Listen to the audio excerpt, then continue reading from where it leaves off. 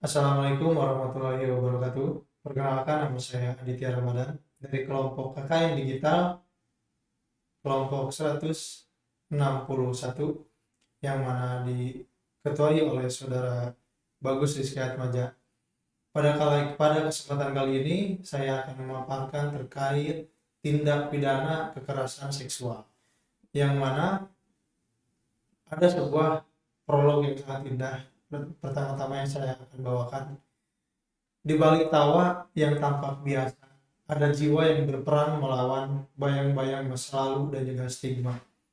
Mereka berjalan di antara kita, para penyintas yang menyimpan luka tanpa darah, namun sakitnya menembus hingga ke jiwa. Kekerasan seksual bukan hanya sekedar pelanggaran tubuh, namun merupakan perampasan martabat, kebisuan yang dipaksa, dan trauma yang bisa menghantui seumur hidupnya. Namun, di tengahnya gelapnya ketidakadilan, secercah harapan mulai menyala.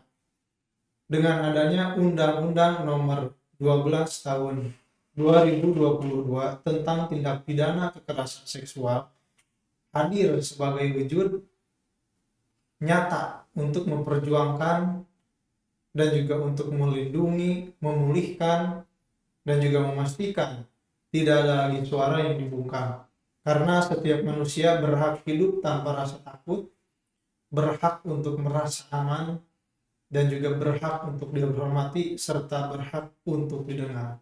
Oleh karena itu, pada kesempatan ini saya akan menuturkan dan juga memaparkan beberapa penggal sabda-sabda ilmiah terkait tindak pidana kekerasan seksual.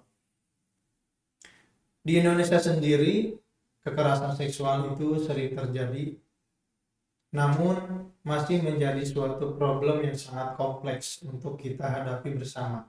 Baik itu dihadapi oleh masyarakat sosial, dan juga pemerintah.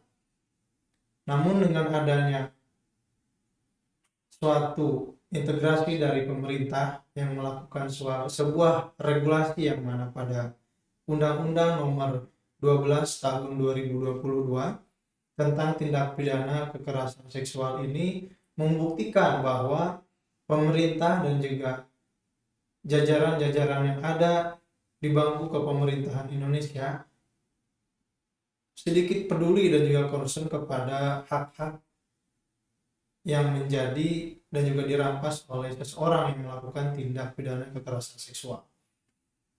Oke, kalau begitu, pada undang-undang yang saya bacakan tadi di awal terkait tindak pidana kekerasan seksual merujuk kepada bab 2 tindak pidana kekerasan seksual pasal keempat, yaitu poin pertamanya itu tindak pidana kekerasan seksual terdiri atas pelecehan seksual non fisik, pelecehan seksual secara fisik, pelecehan seksual fisik, dan juga lain-lain. Kedua hal ini pada pasal 4 di ayat pertamanya itu yang sering terjadi dan juga umum terjadi di kalangan masyarakat, maupun itu masyarakat yang kehidupannya ada di kampung dan juga di kota, sekalipun itu di dunia pendidikan, kita sering menemukan hal-hal yang semacam ini.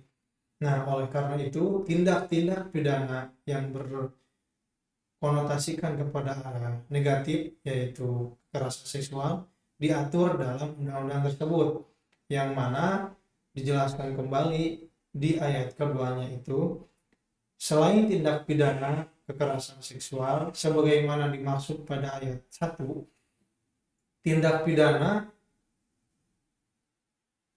kekerasan seksual itu meliputi beberapa hal, yaitu perkosaan, perbuatan cabul, dan juga persetubuhan terhadap anak.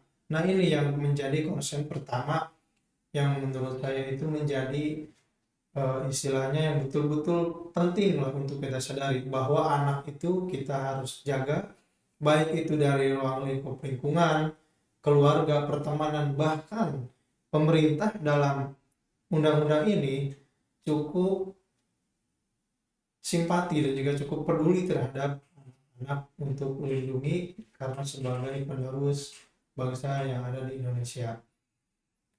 Nah, kurang lebihnya itu saja yang saya dapat sampaikan. Next time penjelasan selanjutnya yang masih berkaitan dengan tindak pidana kekerasan seksual. Terima kasih.